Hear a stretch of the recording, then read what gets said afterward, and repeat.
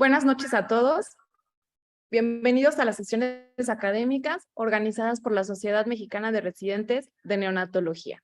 Yo soy Tania Tuxpan Salazar y soy residente de neonatología del Instituto Nacional de Perinatología. Gracias a todos los que nos acompañan en este momento.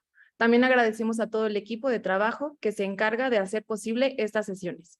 La sesión del día de hoy será Cuidados centrados en la protección del neurodesarrollo en las unidades neonatales. Y para el desarrollo del tema, tenemos como invitado al doctor Arturo Alejandro Canul.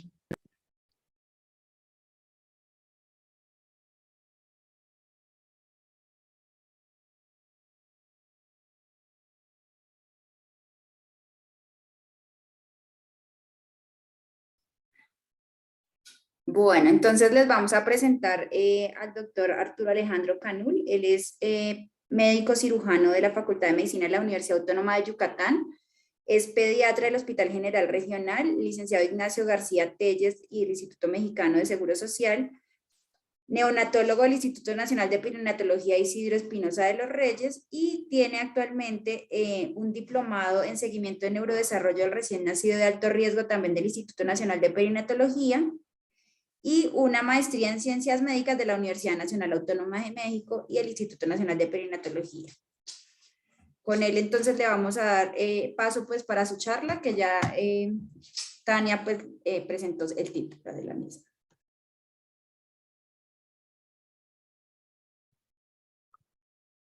Hola a todos, buenas noches ya. Bueno, pues muchas gracias, doctoras, por la presentación. Pues para mí es un gusto y un honor en estar con ustedes participando y con este tema. El título quise adaptarlo hace como 4 años, no menos como 2 años di por primera vez esta plática y quise adaptarlo a nuestros tiempos actuales posteriores en pandemia y post-pandemia. Y es cuidados del desarrollo centrados en el recién nacido y su familia en las unidades neonatales. Es una pequeña modificación nada más de contextual. Bueno, gracias. Y pues iniciamos con una frase que a mí me gusta siempre recordarles a todos mis colegas, quienes trabajamos con el principio de la vida. Si cambiamos el principio de la historia, cambiamos toda la historia. Pues todos los que somos neonatólogos, los que nos quisimos dedicar a esto, a atender recién nacidos, tenemos que ser conscientes todo el tiempo de esto, de todo lo que yo haga o deje de hacer puede afectar para toda la vida a un ser humano.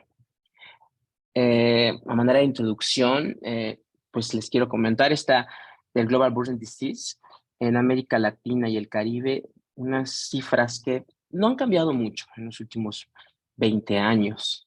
Aproximadamente las muertes en las Américas, el 41% se deben dan en el periodo neonatal, o son propias del neonato, otro 21% congénitas y un 10% con infecciones respiratorias bajas.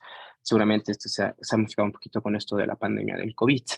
Estos en menores de 5 años. Ahora, si nos vamos a los neonatos, al periodo neonatal, ¿qué está pasando? ¿Cuál es el grueso de las muertes? Y evidentemente, el nacimiento prematuro, algo a lo que nosotros como neonatólogos, como residentes de neonatología, vemos día a día en nuestras unidades neonatales. Hay un 28% de estas muertes en el periodo neonatal y otras se dan por las malformaciones congénitas. De seguro ustedes en sus hospitales pues siempre ven cardiópatas, siempre ven malformaciones del tubo neural. Entonces, vean cómo el grueso de esas muertes están ocurriendo, primero, evidentemente, en el periodo neonatal temprano, lo que hacemos en los primeros 7 días, y en el tardío, pues baja un poquito ese porcentaje. Las otras causas de muerte son por asfixia y trauma, por infecciones y otras causas de muerte neonatal. todo esto nos plantea un gran desafío a todos nosotros los que nos dedicamos a la neonatología, porque abordar el periodo neonatal no solo es pensar en ese momento en el neonato, ¿no? Sino que tenemos que pensar como una continuación del periodo fetal, de todo lo que pasó en el embarazo y todo en el parto y todo lo que va a suceder ahora con ese recién nacido. Por eso, y yo siempre, y eso es una práctica que yo no, desde que prácticamente he sido graduado de neonatología, nunca dejaré de hacer, es conocer prenatalmente quiénes son los cuidadores de ese neonato, ¿no? El contexto, esa es la famosa consulta prenatal del pediatra o del neonatólogo, ¿no? Entonces, ¿por qué? Porque todo esto me va a ayudar a conocer esa historia que ya comenzó. Entonces, por eso, y a mí me ha tocado dar pláticas a nuestros queridos ginecobstetras, médicos materno-fetales en algunos foros, y siempre recalco eso, ¿no? Que también ellos son partícipes importantes de eso, y por eso la comunicación con ellos debe ser siempre, siempre muy, muy buena. Bueno, pues por eso decía, las inequidades del desarrollo van a comenzar desde antes de la concepción. Por eso decía la participación de todo un equipo, ¿no? Y todas las intervenciones que hagamos con ellos van a ser oportunas, van a reducir esas inequidades y aumentar la productividad.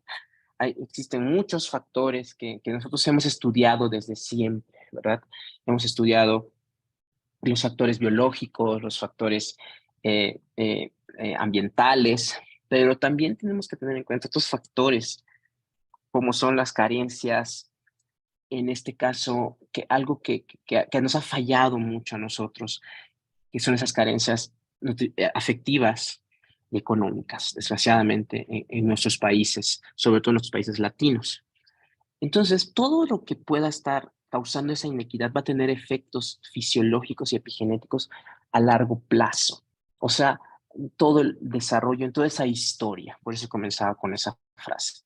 Entonces, todo lo que yo haga o deje de hacer, y aquí está, ¿no? Y vemos el nacimiento pretérmino y todas las complicaciones que pueda tener. Los factores intrauterinos, toda la malnutrición materna, las infecciones maternas o todo el uso de sustancias por la madre, restricción del crecimiento, todo lo que a lo que está expuesta la madre en su embarazo, pero también los efectos contextuales de los padres, por ejemplo, depresión, enfermedades, los niveles educativos o los niveles de estrés tan altos.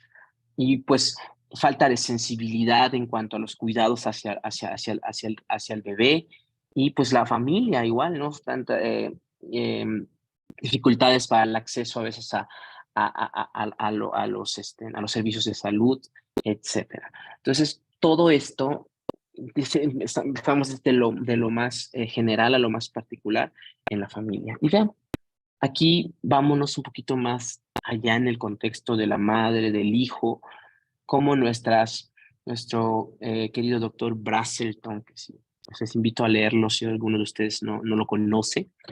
Él es un pediatra que hizo esta evaluación, que es de las conductas neonatales.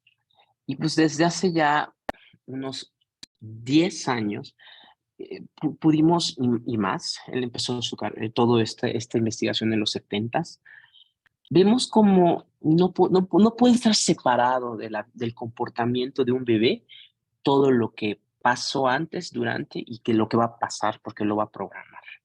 Entonces, todo lo que ya dijimos acá, ¿no? De la mujer, su edad, su educación, su experiencia previa, el apoyo que tenga, el nivel cultural, el nivel de educación, el tipo de cultura. Y pues bueno, el embarazo, todos los factores que habíamos comentado, y los factores que también tienen que ver son fetales, pero también y acá, aquí podemos hablar tarea de nuestros estimados colegas ginecobstetras. Aquí están las tareas, la tarea aquí está del neonatólogo, de todo lo que yo estoy haciendo.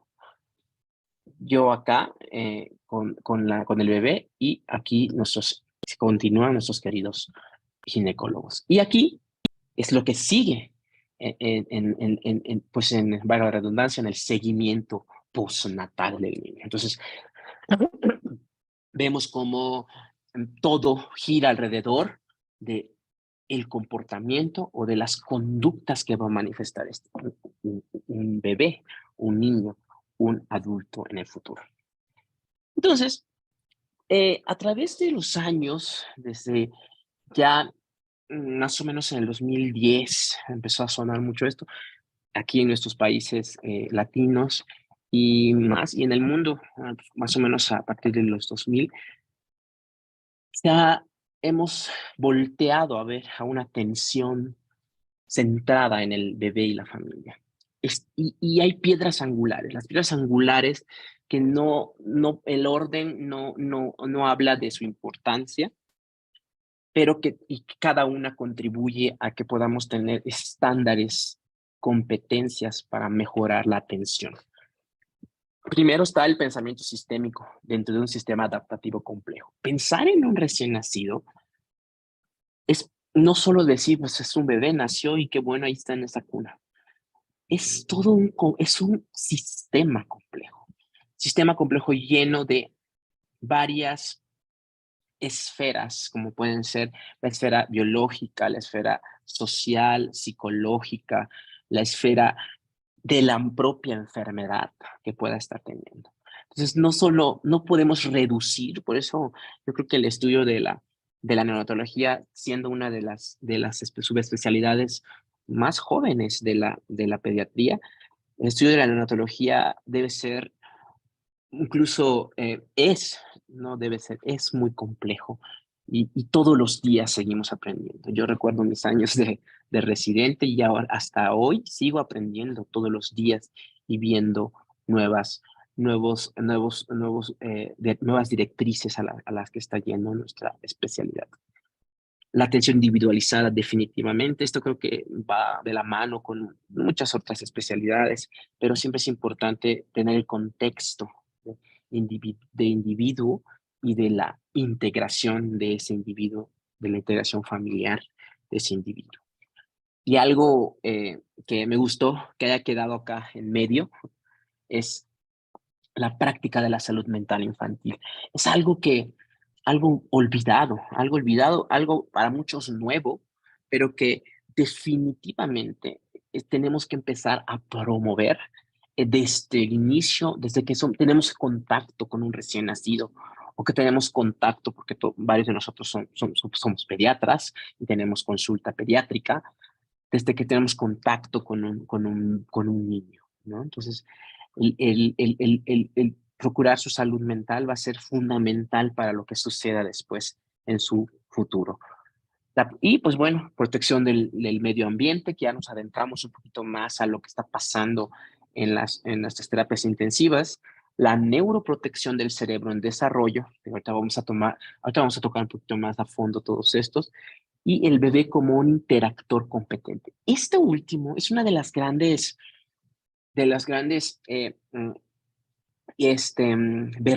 de las grandes afirmaciones que hacía Brazelton. El bebé es un constante interactor con todo, desde el ruido, desde el monitor, la cuna, la enfermera, el médico. Es un constante interactor y está recibiendo un estímulo, está teniendo estímulo. Entonces, y puede responder e interactuar. Hoy por hoy ya se sabe que pues incluso hay algunas acciones, algunas conductas que incluso pueden ser voluntarias. Han habido algunos avances a este respecto, conociendo el desarrollo de los bebés y gracias a los avances de la neurociencia.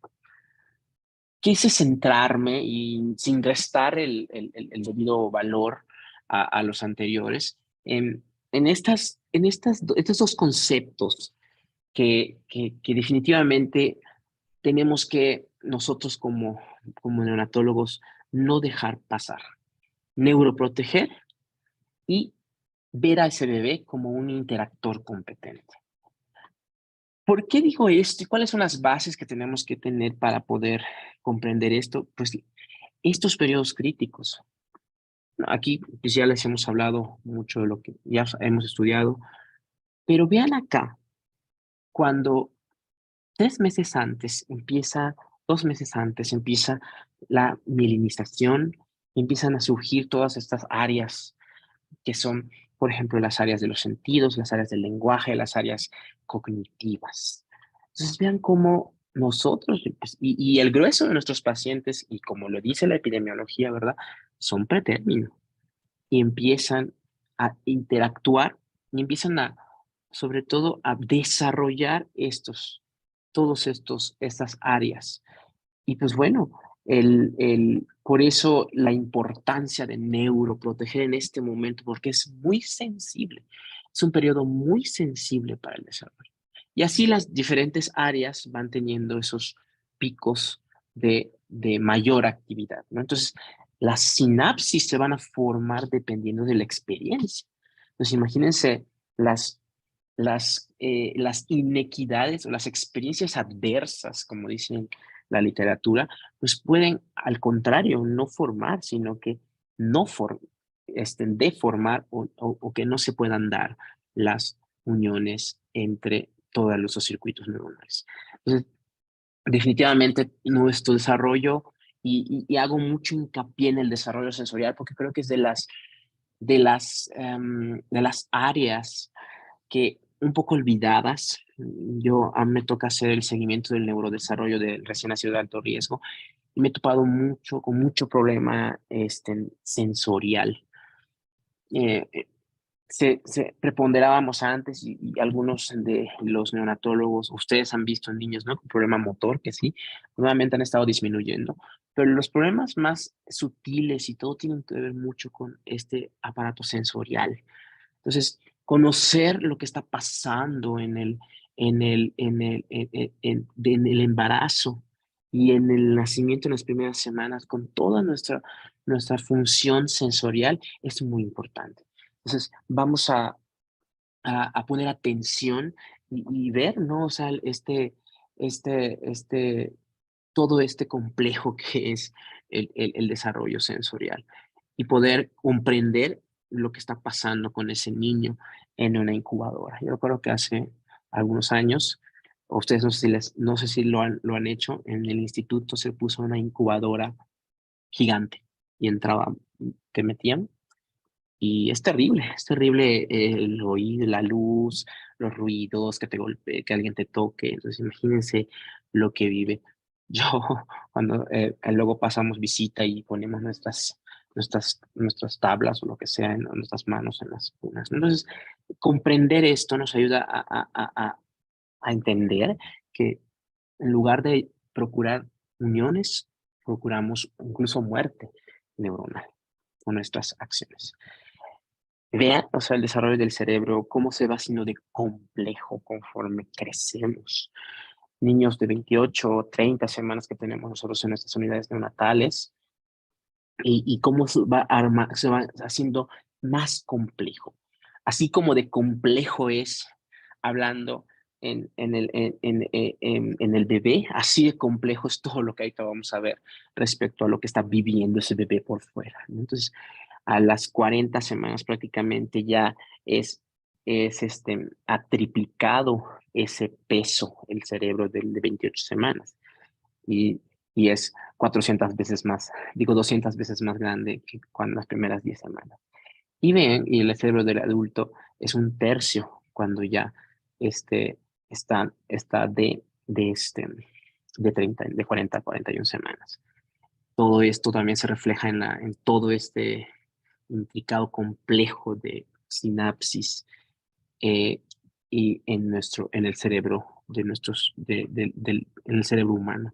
Entonces, aquí es la importancia que yo les decía de la neuroprotección, de que podamos cada día, y digo, la investigación actual ha avanzado y seguimos. A mí me toca trabajar también un poco sobre estos marcadores ahora en el doctorado, sobre que pueden estar provocando daño o que pueden estar provocando o pueden promover el desarrollo neuronal. Entonces, y cada día vamos avanzando más y cada día se hacen nuevas propuestas para poder mejorar el cuidado y la neuroprotección. la atención, el modelo, habla de algo integral, el modelo de atención integral del desarrollo.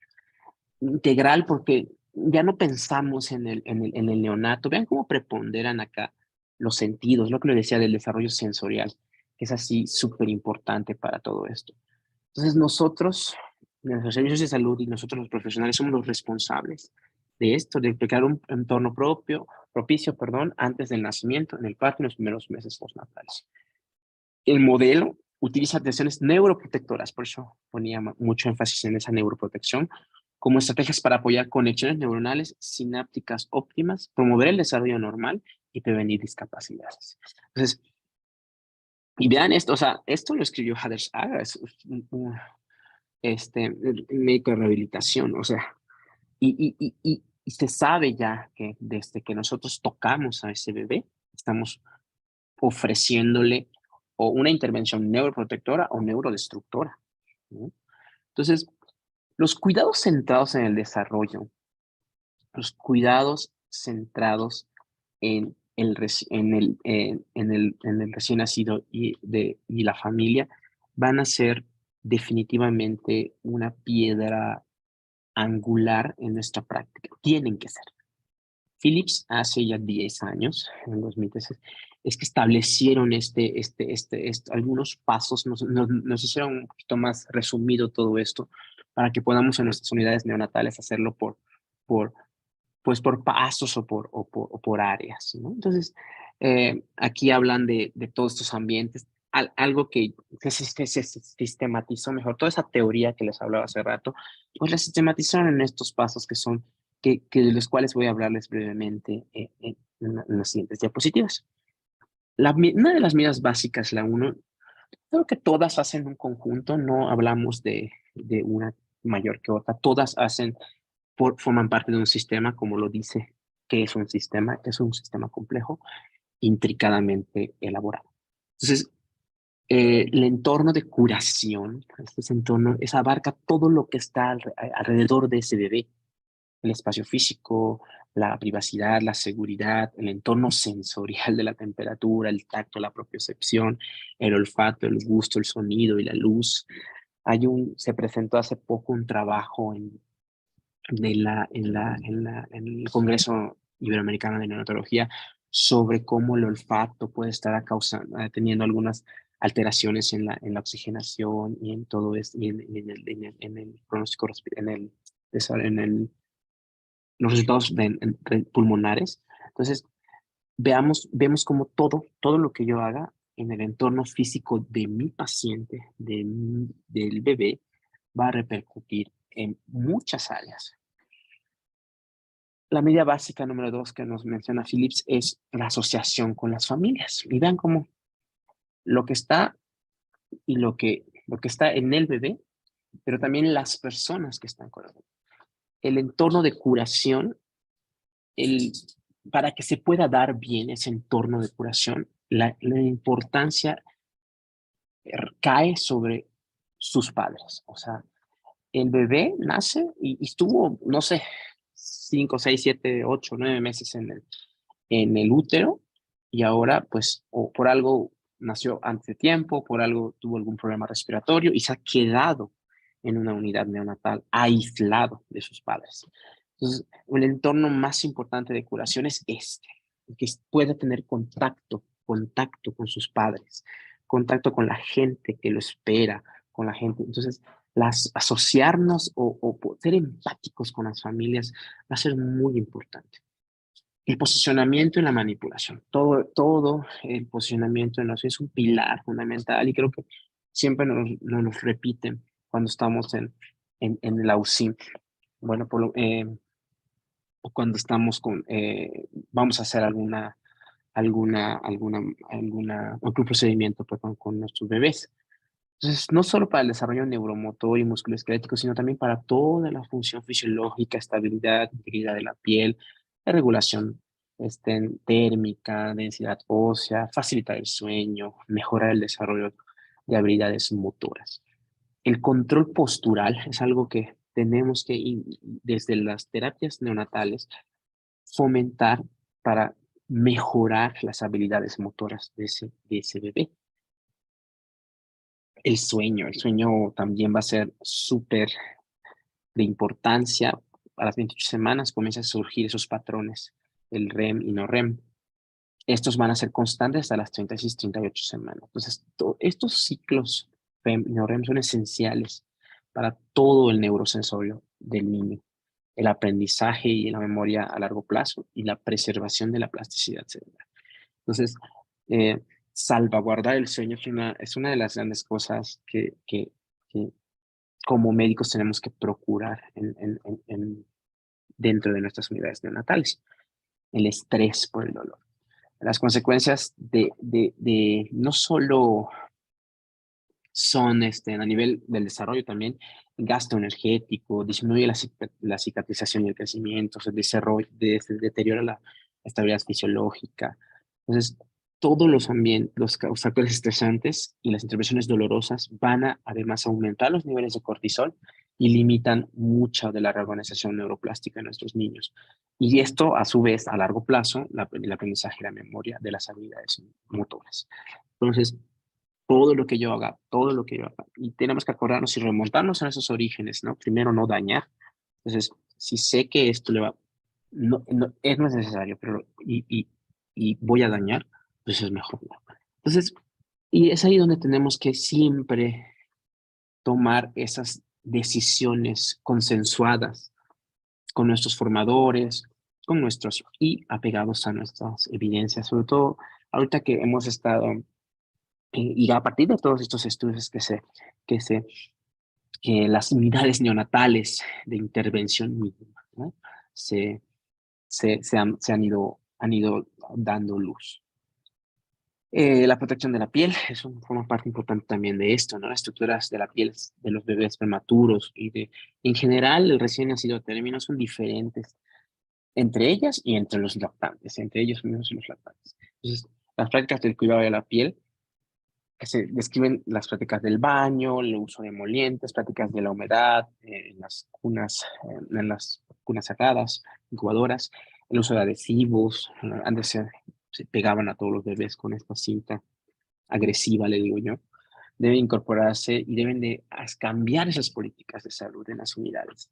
Muchas de las unidades todavía siguen con esta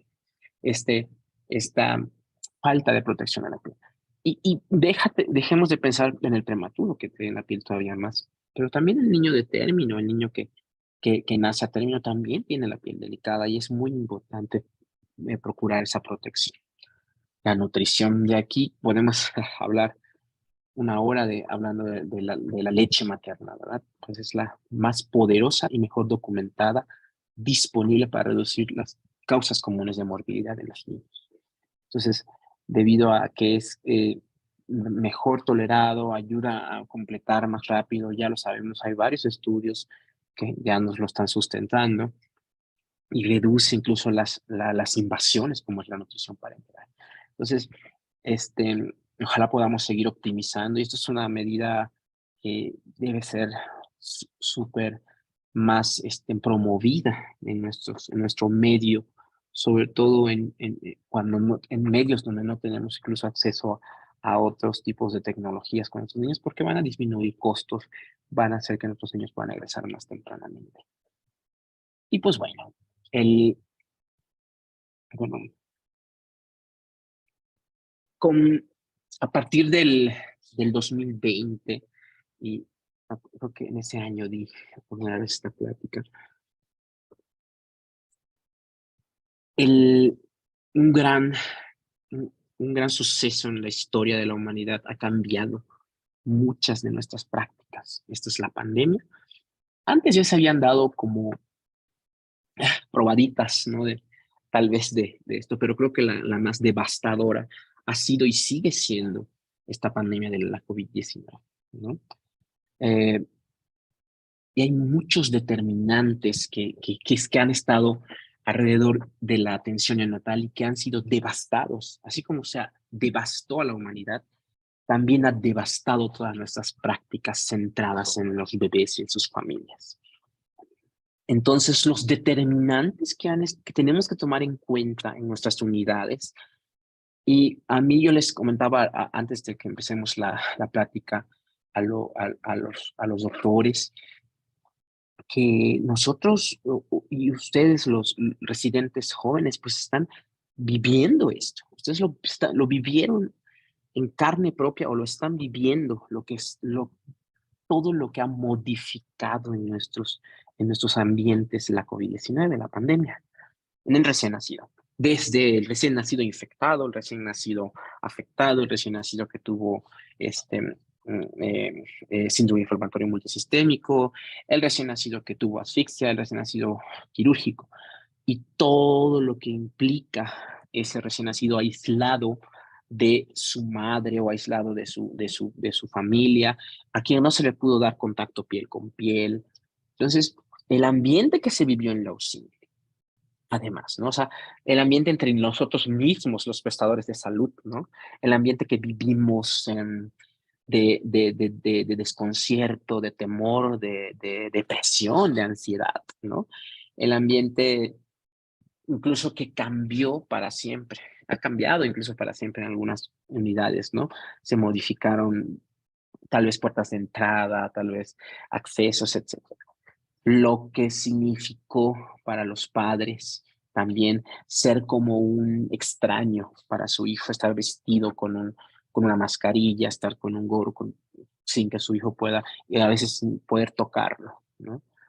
El personal, definitivamente, todos los que trabajamos en frente a estos niños durante los periodos más críticos que fueron antes de la vacunación, quizá, eh, hemos vivido también ese estrés, ese no poder continuar con esas prácticas.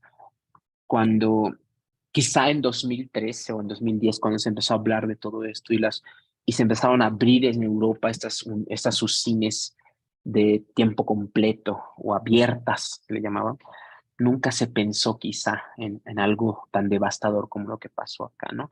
Desde las políticas mismas de los hospitales, o sea, nunca se tuvieron un gran estrés para poder adaptar grandes cambios en su hospital, ¿no? Entonces, si aún así, o sea, algunas unidades no estaban preparados para recibir, por ejemplo, recién nacidos extremos y se han tenido que estar adaptando conforme pasa el tiempo, imagínense este golpe tan grande que, encima de que todavía no has logrado adaptarte a tener nacimientos prematuros, a atender a estos niños y encima tienes otro tipo de estrés como es esta pandemia, ¿no? Entonces, la sociedad misma no estaba preparada, la sociedad para entender que una mujer con COVID pueda tener un bebé y pueda irse a casa con su bebé o pueda no estar infectada.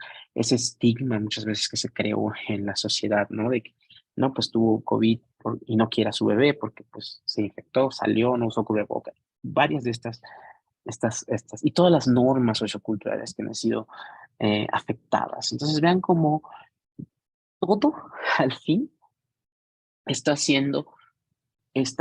incluido dentro de lo que está viviendo ese recién nacido. Está cambiando su historia. Nosotros, cuando recibimos a ese niño, hijo de madre con COVID o bebé con COVID, el, algo le llamaban COVIDcito cuando allá en el instituto, ¿no? O sea, donde estaban los bebés, parece, pero era así como que algo, como que no sé, lo segregaban, como que no, y nos vamos a infectar. Entonces, todo eso, vean, cómo va a estar afectando.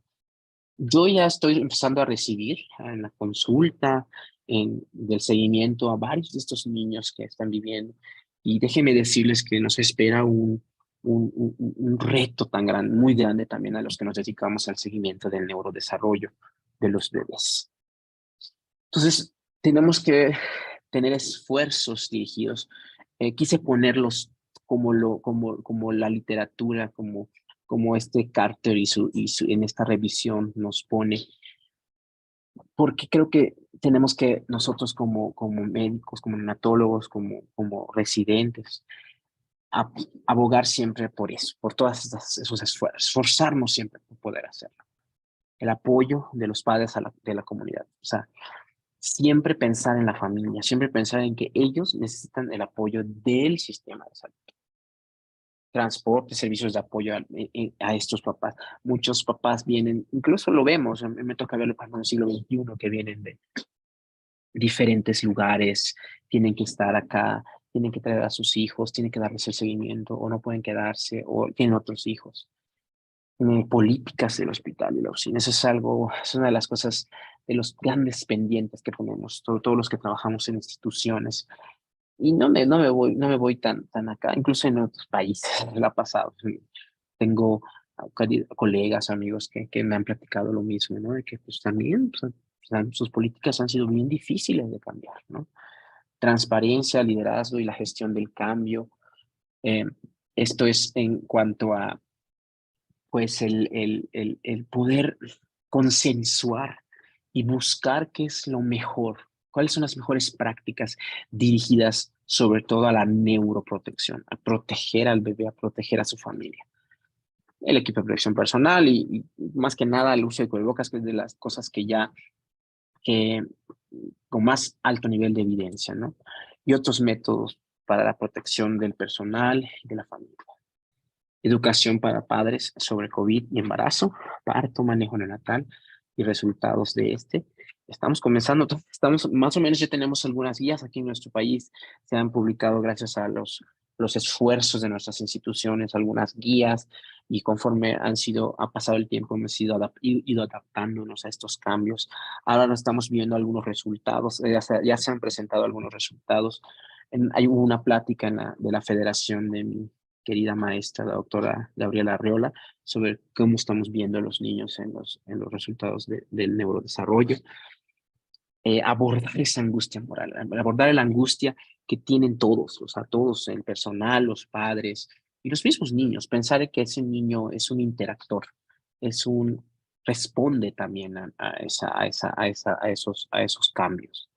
Apoyo moral del personal, informe de incidentes, asesoramiento sobre el estrés, disposiciones de recursos de manera justa. Eso es algo, a veces sale fuera de nuestros alcances, pero que definitivamente tenemos que esforzarnos, sobre todo cuando con las autoridades con las que estamos trabajando. El personal que deja claro que su bebé es algo importante, darle la seguridad a los padres que el bebé está a salvo, que está bien, que lo vamos a cuidar. Y eso es algo que definitivamente es lo más importante que te dicen los papás. Yo me acuerdo cuando estábamos, siempre nosotros recientes que nos quedábamos de guardia, ¿no? Entonces, por favor, cuiden en la noche, mañana lo vengo a ver, ¿no? Usar la telemedicina de manera efectiva y equitativa, eso es algo que ya, lo que estamos haciendo ahorita, ¿no? Consideraciones especiales al final de la vida también, o sea, es algo definitivamente que tenemos que, hay niños que sin ser COVID, pero que por alguna otra circunstancia pues están, hay consideraciones. También puedes tener ese problema de fatal y además COVID, ¿no? Consejería y apoyo familiar para el duelo y el estrés en cuanto al niño, cuál si fue la causa, si o no el COVID o algún otro padecimiento. Permitir el contacto de los padres con su recién nacido, tanto como sea posible. O sea, dentro de lo posible en tu práctica, de acuerdo también sin violar estatutos. Punto de contacto de atención informada sobre el trauma para recordar al personal la experiencia de los pacientes, las familias y cómo se conecta con su experiencia en la UCIN y por lo tanto con su comportamiento. O sea, ese es un punto muy importante. Todo lo que pasará en ese niño va a ser para siempre, para su comportamiento. Diversidad de pensamiento, disciplina en las decisiones que involucran cambios en el compromiso familiar, también no solo contigo, también en lo que va a pasar en su familia después, que participen los padres, que participen en la implementación también de qué sienten ellos con sus hijos. Entonces, todos esos esfuerzos, me quise repetírselos así uno por uno, porque creo que son algo que todos los días tenemos que recordar, sobre todo en esas unidades neonatales. Y sin dejar pasar todo esto, yo quiero recordarles que de las mejores prácticas y que nos han ayudado a los que hacemos investigación en desarrollo infantil y que no excluimos al neonato, al recién nacido en estado crítico, está este modelo del cuidado cariñoso y sensible a las necesidades de los niños. Entonces, que abarcan, algunos de ustedes ya habrán leído tal vez, en algún momento que hay una plática sobre esto, de la salud, la alimentación, el inicio del aprendizaje a edades tempranas, atención que responde a necesidades y la seguridad y la protección de nuestros niños. Entonces, esto no excluye a los neonatos, no excluye todo lo que hacemos día a día con ellos, porque el feto, desde que el segundo trimestre está escuchando, es capaz de reconocer la voz de su madre, el recién nacido. El recién nacido responde a las caras, al contacto suave, al tenerlos en brazos, así el sonido, así es el lenguaje de ellos. Entonces, los cuidadores pronto aprenden a reconocer cómo los bebés pueden participar en las interacciones receptivas, que son esenciales para su desarrollo óptimo. Ahí está la importancia de esa interacción que los padres tienen que tener todos los días. De ahí está ese USIM de 24 horas, USIM de puertas abiertas.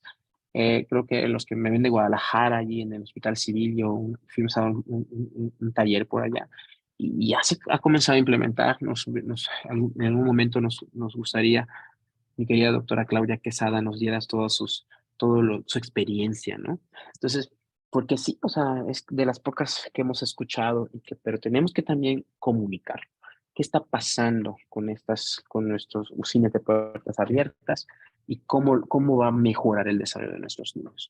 Tres cosas importantes que no podemos dejar de pasar para brindar un cuidado cariñoso y sensible es el contacto, el contacto, el programa Mamá Canguro, que yo he aprendido mucho de mis queridos maestros colombianos, argentinos, como han tenido mucha experiencia, y aquí en México, que ya han tomado mucha preponderancia en este programa Mamá Canguro, y la lactancia materna, que ya les dije, podríamos tardarnos aquí 3 pláticas hablando de leche materna, el apoyo, ese apoyo, ese sentimiento que tiene la mamá de estar acompañada. No saben ustedes cuánta fuerza le da. Y no solo en la terapia intensiva, sino después de que se van de alta, después del egreso, es increíble cómo la madre se siente más segura y sobre todo facilita el cuidado hacia su recién nacido. Entonces, todas estas acciones son como que fundamentales hablando del recién nacido, tanto el prematuro como de término. Todos los descubrimientos y la neurociencia y la psicología indican que estas prácticas son benéficas para el niño en toda su primera infancia y perduran para siempre. En los primeros meses de vida, el tiempo de calidad, y fíjense, ¿qué pasas con el niño? Con conversar, narrar cuentos, historias, escuchar música, jugar, tiene beneficios a corto y largo plazo en su desarrollo cognitivo socioemocional. Estas son todas estas directrices que deben de estar preponderantes en nuestra práctica en una unidad neonatal. Entonces, y pues aquí así con admiración, y en particular los prematuros, pues porque claramente todos son más vulnerables. El recién nacido pequeño es más vulnerable. Sus padres están más estresados, necesitan más información, necesitan más orientación. El comportamiento a veces es impredecible, un día están bien, otro día están mal. Y sin un cuidado cariñoso y sensible, estos no tienen más riesgo de dificultades de desarrollo. Déjense de todo lo que tienen, ¿no? O sea, que si problemas neurológicos, por una hemorragia, por convulsiones, por una cardiopatía, etcétera. Entonces, tales dificultades pueden todavía hacer más profundo el daño en estos niños en su desarrollo. Como resultado, estos niños pueden recibir menos atención, ser objetos de maltrato y descuido y agrava su desarrollo. Entonces, nuestros niños más vulnerables, y son el grueso que ya vimos en el nacimiento prematuro, de ese 40% de muertes neonatales, el prematuro es más de la mitad de lo que estamos atendiendo nosotros. Entonces, las intervenciones durante el periodo neonatal como método de mamá de canguro son eficaces para mejorar todos los resultados a largo plazo. Para lograr los beneficios tenemos que ser acompañados de ese cuidado cariñoso y sensible, y más específico en casa. No saben cómo les ayuda, y como a mí me tocó, y eso lo aprendí mucho a mis maestras psicólogas ahí en el instituto, en el seguimiento, y ahorita en el Departamento de Neurología del Desarrollo, en el INTE, cómo esa empatía que tienes con los padres y la escuela para padres y todo va a ayudar bastante a ese niño. Debe proporcionarse siempre a las madres también esa seguridad de que su hijo que ella puede cuidar a su hijo, que ella puede, que su padre también puede y es partícipe del cuidado cariñoso y sensible. Entonces, todo lo que hagas, todo lo que hagamos va a ser intervención o dejes de hacer también. Entonces, intervenir de forma temprana va definitivamente a tener resultados más benéficos a largo plazo. Es decir, la intervención temprana mejora la capacidad funcional y las respuestas a nuevos métodos. Esto ya está estudiado, se ha empezado a estudiar mucho de esa plasticidad epigenética durante el desarrollo, que es más activa desde el capital humano, desde el embarazo, y el nacimiento y el periodo neonatal y en la primera infancia. Entonces, la primera infancia, el periodo neonatal el periodo del embarazo, prenatal, definitivamente son esos tiempos idóneos para reducir el, las enfermedades crónicas no transmisibles. ¿De qué hablamos? Hablamos desde nuestra gran pandemia de la obesidad, del sobrepeso y también las enfermedades mentales. A veces nos ponemos mucha atención nosotros como en la diabetes, en la hipertensión, pero no nos olvidamos que en nuestra era actual, estos niños o estas personas que han crecido en estos ambientes adversos o estas inequidades de su desarrollo, están desarrollando problemas graves como son la ansiedad, la depresión y otros trastornos de la salud mental. Entonces, para concluir, es muy importante recordar que todos los esfuerzos que tú hagas van a ser menos costosos si los haces de forma temprana. Es más fácil y menos costoso formar circuitos cerebrales fuertes en los primeros años que intervenir para arreglarlos más tarde. Es más difícil. Entonces, vean cómo, y esta gráfica es muy, muy ilustrativa, ¿no? Nuestro cerebro tiene la habilidad de responder más grandemente a las experiencias en los primeros años que ya después. Y pues y si tú quieres hacerlo más tarde, y es como la gráfica anterior, va a ser, si no hay intervención, va a ser menos, hay un impacto menor o ningún impacto y van a aumentar las enfermedades crónicas no transmisibles. Con esto yo quiero terminar esta frase que siempre me gusta poner y más porque pues nos dedicamos a eso, ¿no? A atender niños todos los días. Entonces muchas cosas pueden esperar, los niños no. Hoy sus huesos y su sangre se están formando, sus sentidos se están desarrollando. A ellos no les podemos decir mañana, su nombre es hoy. Con esto terminamos. No sé si tienen algunas preguntas.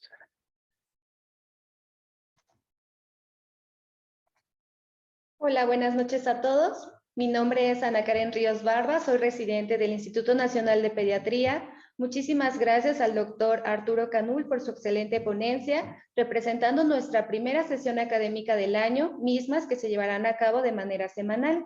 Como bien nos enseñó, como neonatólogos es nuestra tarea identificar de manera adecuada los factores prenatales y postnatales y llevar a cabo las medidas básicas para poder otorgar una atención basada en la neuroprotección desde los primeros días de vida de nuestros pacientes, pues con el fin de influir en un desarrollo adecuado. Muchísimas gracias, doctor, por todo lo que nos enseñó el día de hoy.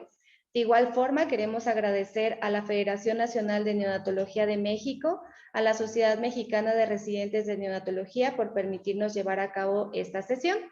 Tenemos una pregunta, doctor, de la audiencia. La pregunta es, ¿cuál consideraría usted que es la medida más importante para proteger el neurodesarrollo?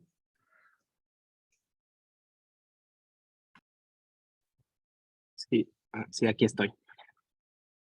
Creo que la medida más importante para neuroproteger y lo que puedo englobar de todo esto es pensar de forma empática hacia ese niño.